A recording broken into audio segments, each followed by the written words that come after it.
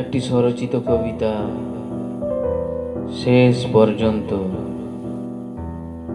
ঝর্ণার বুকে লিখেছি অনেক রাত, পরিহাস কাঁদে মায়াময় অদ্ভুত।